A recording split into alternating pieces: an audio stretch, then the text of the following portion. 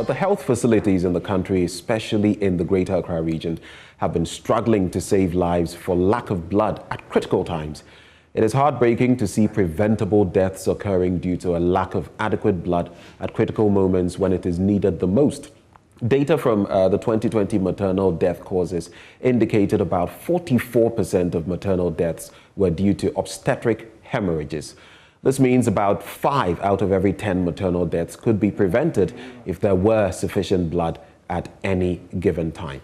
Well, joining me now in the studio to break down this data and speak to this worrying trend is Eunice Tia Jagli, Regional Promotion Manager, and she's going to be walking us through some of what actually is leading to this. Now, let's first of all look at this worrying trend where we are losing most of our wives and mothers during childbirth. Let's address that issue.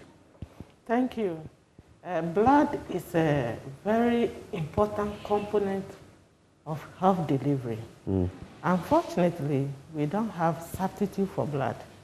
If anybody loses blood in the course of sickness, accident, childbirth, all you need to sustain the person is to give a transfusion of blood.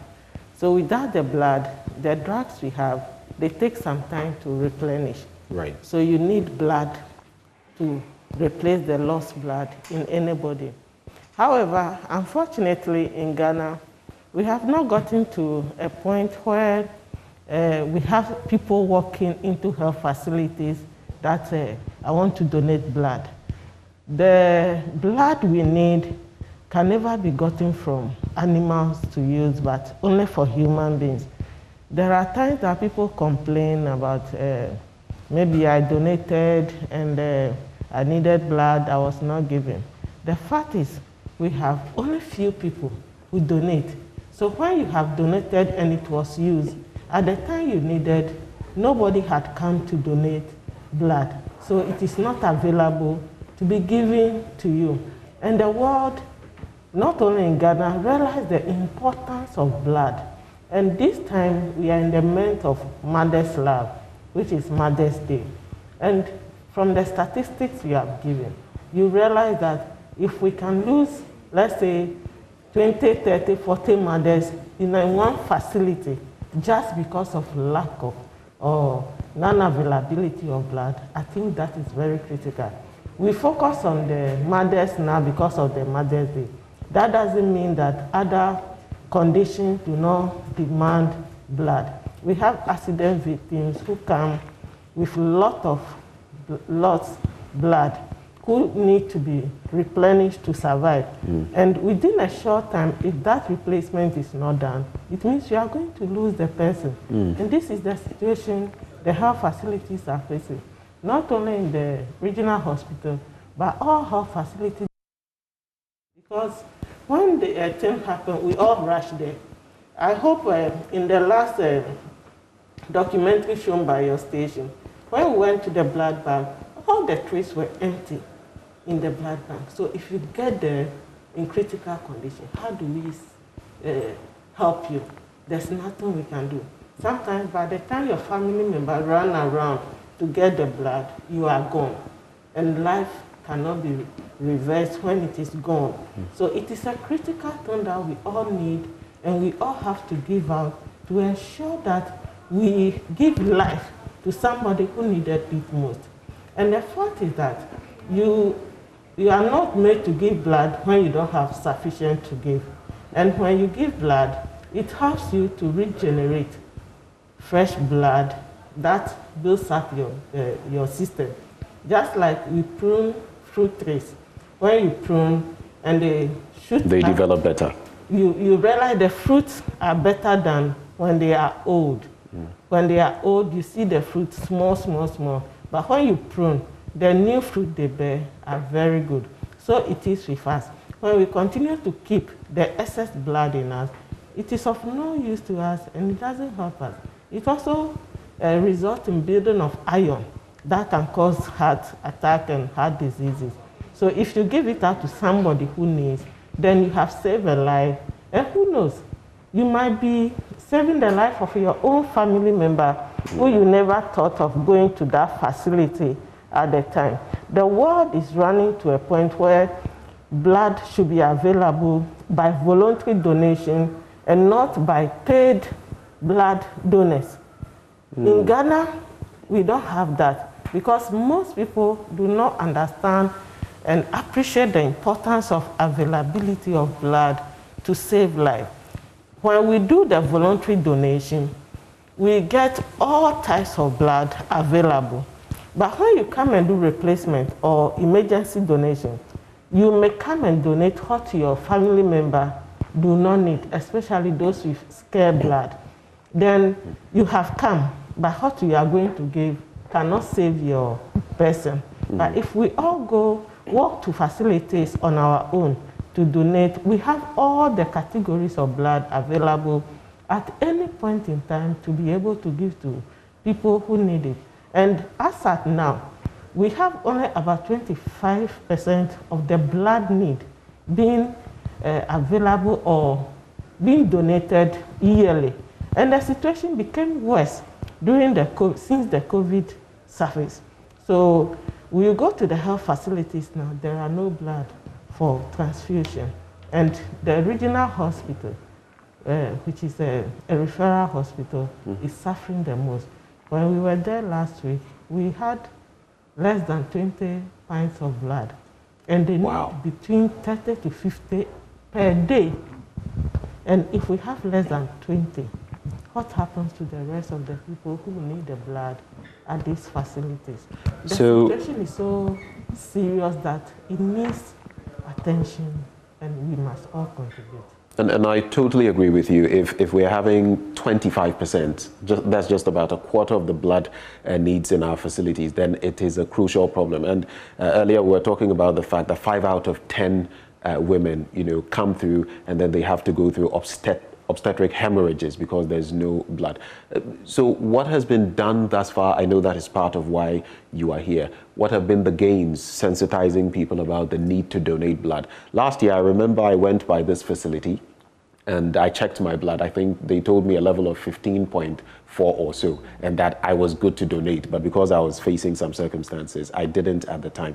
So I guess all of us must be making the effort. But how much have you achieved up to this point in terms of getting people to come on board? Are people coming?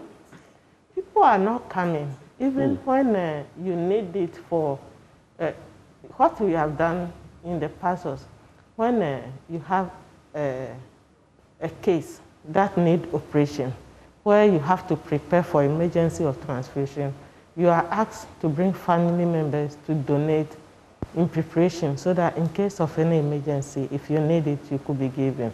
If you are pregnant and you come to the facility and you are coming for your antenatal, most of the facilities will tell you, come and donate, not you, bring a family member or somebody to come and donate down so that in case you need it, you can be given. But what happens is, for example, let's assume the district and then the regional hospital, most of the people are referred there. So they have not made this provision for them. And they come and they need the blood. What do? You have to look for it. If it's not there, there's nothing you can do. The person is bleeding. You check the blood level. It is very low, but you never have it to give to the person. And you can be given the other drugs, but it doesn't help like having the blood instantly to give. And we've been educating people at the facility through whatever means we have at the facility. But that is not sufficient because the number of people who come there, and we have a range of health conditions we educate people on.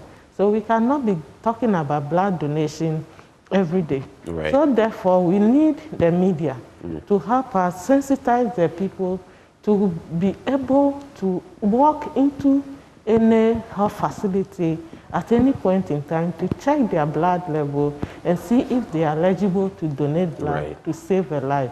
This is what we have not been able to do in the past. So this year we have started the health promotion unit at the regional office and the regional hospital. We have kicked running a campaign to have monthly blood donation from now and forever. So the time that all Ghanaians will understand that there is the need for anybody to walk into any facility and say, I'm coming to donate blood to save a life. The fact is that you donate the blood, some people will say, when I donate, they ask me to pay some charges or ask me to pay money. The test that is conducted for you before the blood donation is a cost. The hospital cannot charge that cost. The sack used for the donation, so those overhead costs are what you pay for, but not for the blood. Right. So if you go and donate for your family member and you are asked to pay, those are the costs you are paying for. Right. The same way, if you have donated before and you are going and you need the blood and they ask you to pay some money, it is the cost involved in bleeding and then preserving the blood that you are paying for, but not the blood that you have donated. So it is clear, blood is like water, there's no substitute. But you have a campaign that you are starting from tomorrow. Tell us a bit about that campaign. The campaign, we tie it to the Mother's Day. As you gave the statistics, we are losing a lot of mothers. And I don't think you'll be happy if your wife, your sister, your mother, or a friend walk in there to deliver and will not come back because there was no blood to give. So if we are celebrating mothers, we can't celebrate those who have died, can we? No. So do we wait to lose them and celebrate only those who are alive? No. So we want to use this opportunity to remind everybody that before we celebrate mothers, whilst you are celebrating your mother for being there for you through your life, we all know the role mothers play. Can you imagine what somebody is going through because he or she lost their mother at the time they are giving birth to her? So she could not enjoy any motherly love. And if you are not lucky, you may not get a mother who will mother you in the absence of your mother. So if we are celebrating our mothers and we are happy, then we should be thinking of how do we save others' lives so that they can also grow up with their mothers and celebrate their mothers one day. Other than that, whilst we are celebrating and we are happy, there might be others who don't see the need to celebrate mothers because they have gone through a lot for the fact that they lost their mother during their birth. So with this, we want to use the opportunity to get to society that we need blood to save our mothers so we can all have our mothers around us to be able to live a happy life. Who knows, maybe that mother, the child who is being given is your in-law or somebody in the future, and we lost her during birth, and things have changed, so you can't get that benefit you need when you needed it more. So we need the blood. You know, in the world, the blood is necessary and they are going voluntary. That is why the whole world had given the 14th of June as Blood Donor Day to honor those who donate blood. And there are countries where over 90% of the blood they use in her facility are donated voluntarily. Ronaldo is a blood donor. That's why he doesn't do tattoo. You understand? If a person of that caliber should see the importance of blood donation, then I guess all of us ought to see, appreciate the importance of blood donation. And remember that blood is life. There's no substitute. There's no substitute. And you and I can only make it happen. So tomorrow, we have a blood donation exercise going on at the regional hospital, starting at 8 a.m. and will end at 4 p.m. However, we want to tell everybody it's not only tomorrow exercise that ends it. You can walk into any health facility and tell them you want to check if you can donate blood to save a life. If we all do that, I think we can save a lot of lives. And together, all happy. I think that's something we must do. But thank you very much for coming to share this with us. Now that we know, 25% of blood is what they actually have in our health facilities. That leaves a yawning gap, and we need to fill it. You never know. It could be your brother, your sister also who could go to the health facility and not have blood. So that is why all of us need to put our hands together and donate blood and you can walk into any health facility and do that. We've been interacting with Eunice Tia Jagli, Regional Promotion Manager, Ghana Health Service.